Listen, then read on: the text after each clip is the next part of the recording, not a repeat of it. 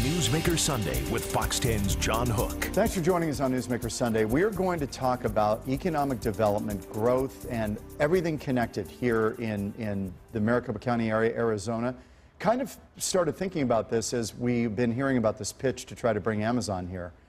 Tucson's vying for it. Phoenix is vying for it.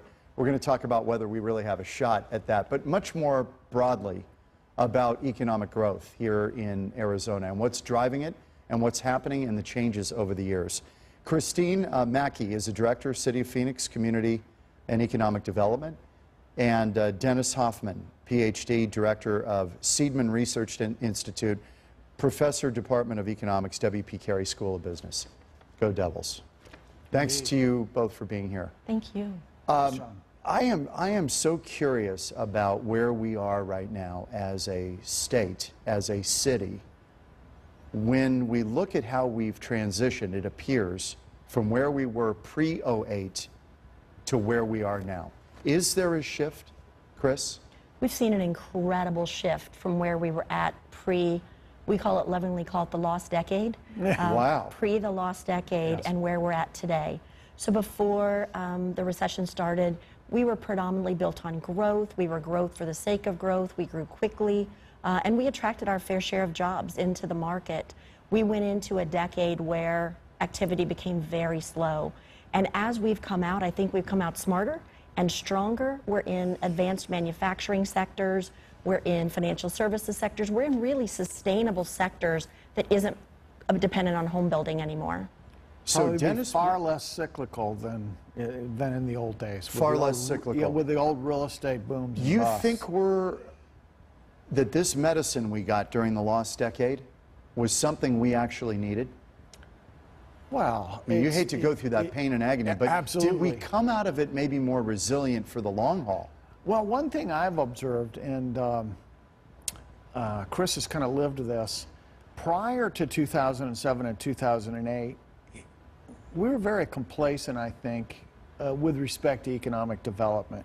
I think a lot of folks didn't feel we had to compete for businesses. Businesses just showed up. To use the football analogy, I said we just fair caught businesses year after year after year. Mm-hmm.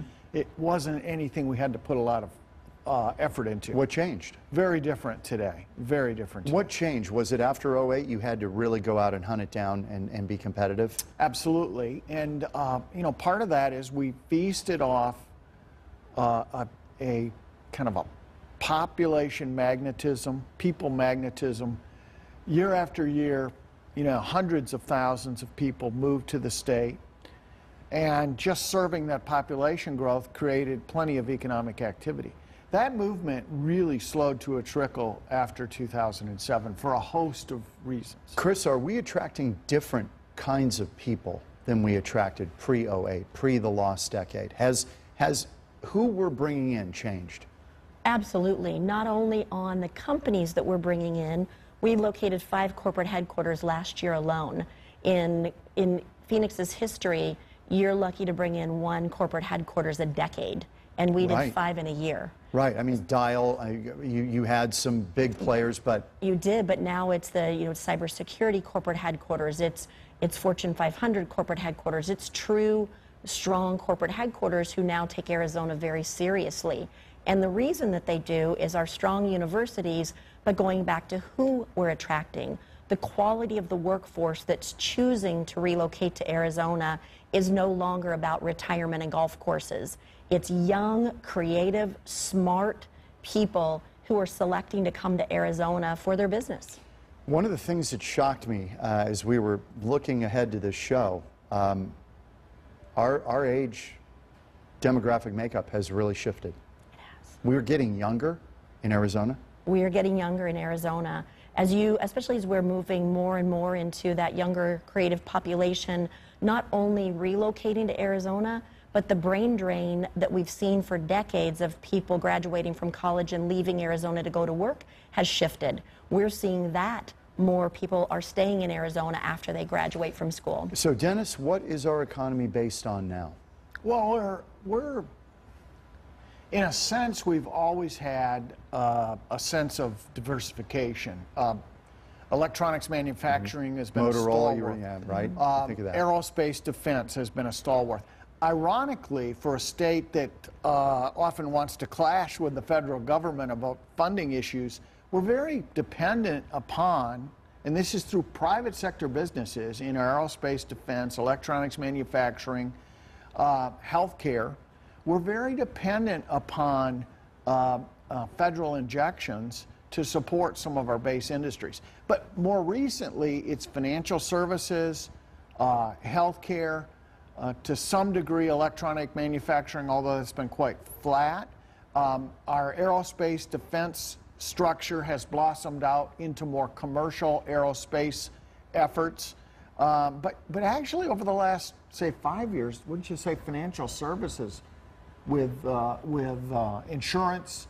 And, the State Farm building down there. And financial services business is really taking off in the state. A lot of consolidation with the banks and with the real estate industry in terms of their financial services activities. When you look at it, BBC America did a study in an article just recently that was called Goodbye Wall Street, Hello Arizona. And it was positioning Arizona as actually a greater number of financial services jobs coming to Arizona than Wall Street. Now, are these people on telephones, or are these high-paying jobs? These are high-paying jobs. These are not the jobs of Arizona of old that called and bugged you when you were eating dinner for your long distance. Right. Okay. So this is the stuff you want. These are the stuff. These are the things that you want. How does this change who we are attracting this kind of stuff? What happens? What happens to the political sensibilities, the sense of community? Does it change? I mean, does Arizona start to feel a little more like California, which is a common thing you hear people talk about? You know, I think it drives people more into being connected to their community. Arizona is probably the best place to be new, and what I mean by that is that you don't have those old mentalities and the old connections and the good old boys network in Arizona. You really are, everyone's from somewhere else, or is one generation away from being from somewhere else. So it's easy for these companies to get ingrained quickly with their government and boards and commissions and in their community to make a difference at their kids' schools. And that's where you're really seeing the shift, is they're providing tremendous influence on decisions that are being made in Arizona, which is for the good. As we're looking at this video, and we'll keep running it, you think back to the 60s, 70s, 80s, how much the skyline has changed, how much the city and Maricopa County has changed. Dennis, is there somewhere a discussion going on about how big we want to be? Everybody talks about growth and attracting companies and getting people to move here. But is there a sober discussion about how much is too much? You don't want to become LA. Is that a danger? I think we're a long way from LA for a host of reasons. When I think about growth, I actually think about prosperity and productivity. So I think about growth per capita or well-being, raising standards of living. Okay. You certainly never want to put a cap on that. And actually, if you manage population growth, or if population growth is slower than this unbridled surge that we experienced in the 70s, 80s, and 90s, if that occurs at a more manageable pace, it tends to result in better prosperity metrics, or at least it has the potential to do. And the reason I bring it up is because with anything, there's always this reaction. There's an equal and opposite reaction. So if you grow, if you bring more people in, bring in companies, bring in more people, but it stresses transportation, it stresses water. I mean, you can get too much growth. Prime example is right up the road, Las Vegas. That unbridled growth has resulted in a real water crisis there. So is anybody in the planning world saying, boy, how much do we want to grow? Well, I think growing smarter, growing in urban environments, growing efficiently, and we could devote an entire show on efficiency in terms of water usage in the state. But there's opportunities, just like we've seen efficiencies in electric consumption. There can be efficiencies in water consumption, and that's in the multiple uses across industry, ag, individual. And as we were talking, and you may be surprised to know this, SRP, the biggest year of water use, if my memory serves me, in our history was 1985. We were a far smaller place in 1985. Absolutely. But that's the shift from ag, which uses a tremendous amount of water, to a more urban environment, right? Absolutely correct. So if you look at 40 acres of agriculture, 40 acres of residential takes 25% of the water that it used to manage the agriculture. People wouldn't think that. They really wouldn't. But it's, so water-wise, we're still doing pretty well. You know, if you look at the city of Phoenix, the water consumption we use today is still based on 1957 levels. So we've gotten smarter about our water use, we've gotten more efficient about our water use, and I think we've gotten more respectful about our water use. Let me read off. These are the biggest employers in the state of Arizona. I'm going to go from the bottom. I don't know how recent this is, but at number 8 is Apollo Group. Number 7 is Arizona State University. Maricopa County is number 6. Wells Fargo, 5. City of Phoenix, 4. Banner Health, 3. Walmart, 2. State of Arizona, 1.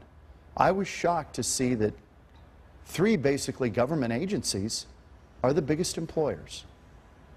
Yeah, usually when you get a list like that, you separate government from private sector. But that is what does that say? What does that say when government is a big, big source of employment? Well, so I mean, what's the geography around state of Arizona? This is the biggest employer in the.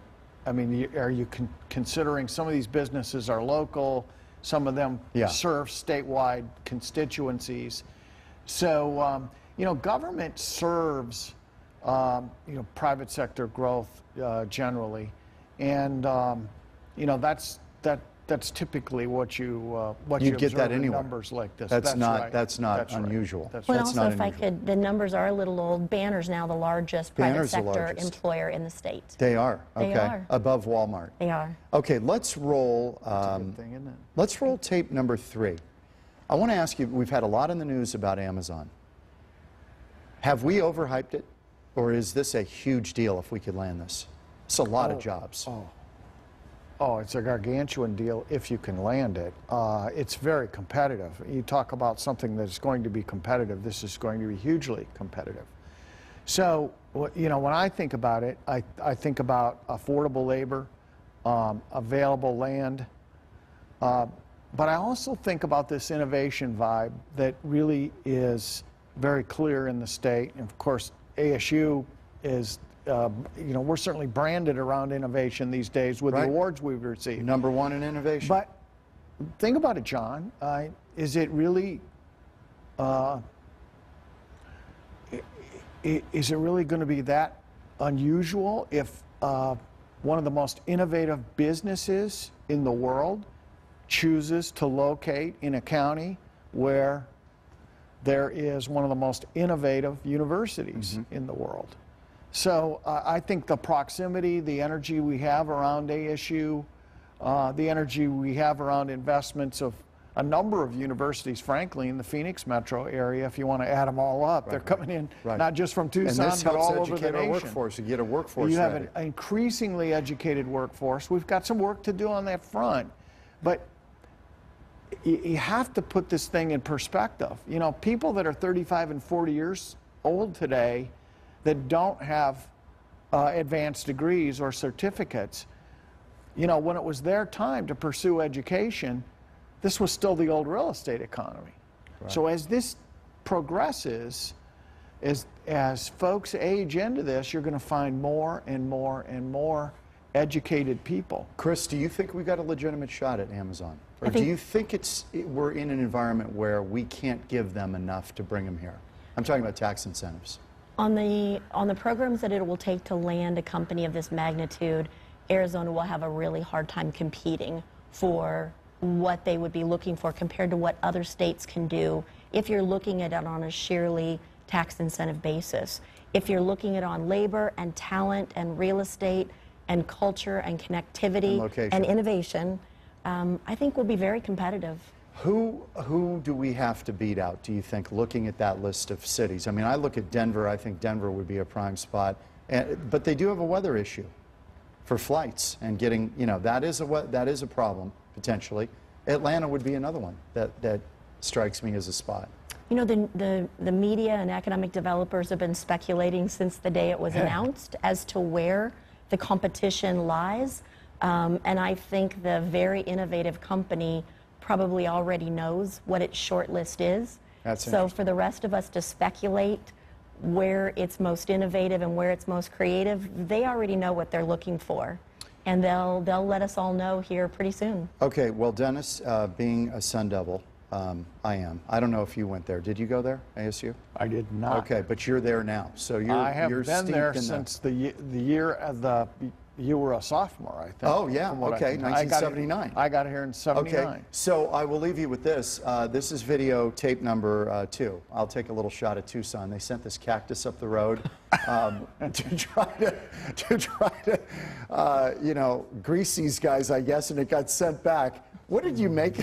What did you make of this when you heard this? Actually, when I first saw it, I thought it was a video from North Korea, but. Rocket Man? Rocket video? Man, that's what I thought. Okay. So, misguided? Ill-advised? Ineffective, probably, would be a good term. Very diplomatic. Good. Very diplomatic. Yes. A little broadside for our U of A friends in Tucson. All right, we'll take a break here on Newsmaker Sunday, talking economic development, the future, and what Arizona is looking at post the lost decade. Back in a minute.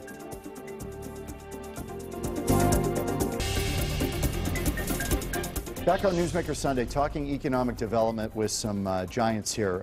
Chris Mackey, Director of City of Phoenix Community and Economic Development, and Dennis Hoffman, PhD, Director, Seidman Research Institute, Professor, Department of Economics, W.P. Carey School of Business.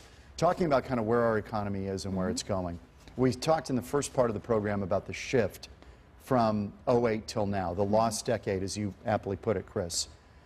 Wages have always been a problem in Arizona, but you're getting some news on that front that I think you guys will find very, very interesting. What's happening? You know, we've worked diligently over the last few decades to change kind of the platform and the perception of Arizona, and it's showing in the wages. We just received recent information that showed that that Phoenix is up 7.6% in its wages over July 2016 to July 2017, and that puts us so we're no longer behind the national average in wages. We're now 1.5% above the national average in wages, and we're trending up.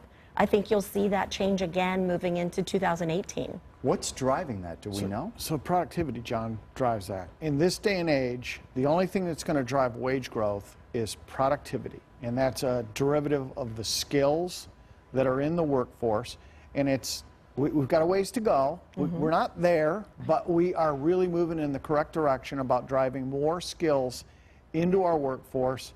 Businesses see that. They're attracted to that. Businesses will pay high wage.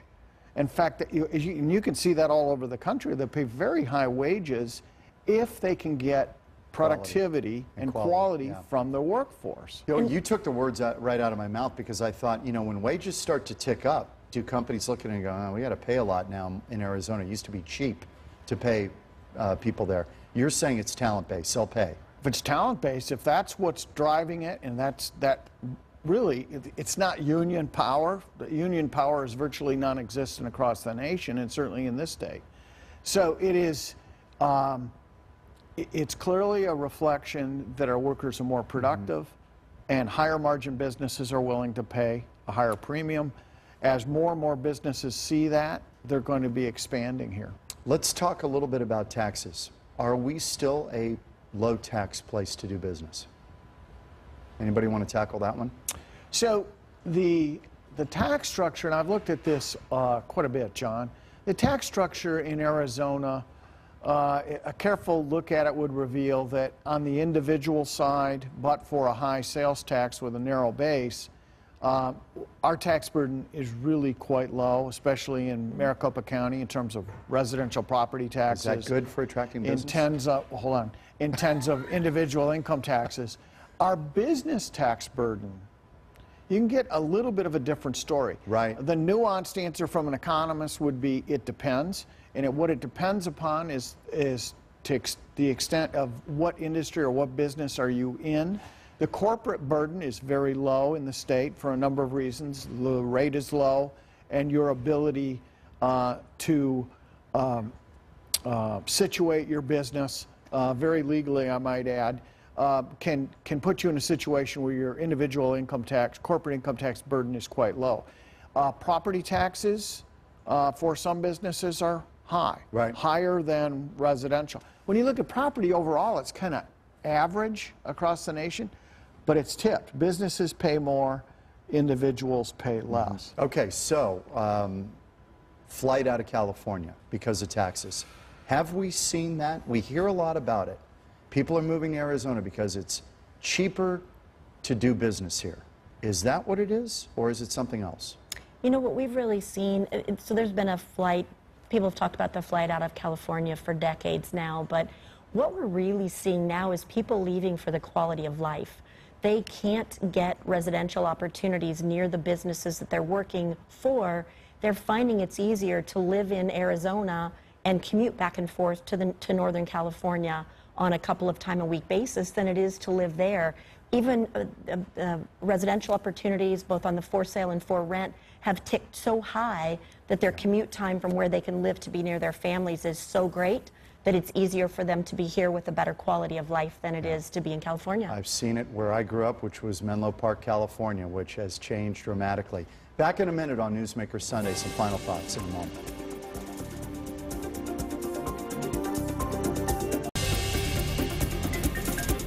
Final moments with Chris Mackey, Director, City of Phoenix Community and Economic Development, and Dennis Hoffman, PhD, Seidman Research, Department of Economics, WP Carey. We've got a couple of minutes left here. What would you like folks to know about how Arizona is positioned now, maybe getting out of this boom and bust cycle that we've had to endure for so many? I've been through probably 3 of them, or 4 myself, and I haven't been here that long. I think we're positioned to demonstrate to the nation that youth, innovation, skilled, increasingly skilled workforce, especially in pockets around this valley, around the state, can attract really high-profile, innovative businesses. And you know, we're going to win some, we're going to lose some. By and large, I think we're going to be winners. I think that there's going to be massive innovation corridor development across the valley, and that's going to hit it'll be somewhat east, but then there's so many opportunities in the west or north or northeast. It really could be a game changer. Chris, you said 2 things changed downtown Phoenix: light rail and ASU. That's correct. So it has the movement of light rail to be able to move that quality workforce in and out, and really what the new workforce is looking for is that ease of movement. They don't want to be in the parking lot of the 10 or the 60 or the 101 or the 202. They want to be connected. They want to make it easy to come out of their building, they jump on light rail, they go home, they grab their dog, they go for a walk, they do their thing.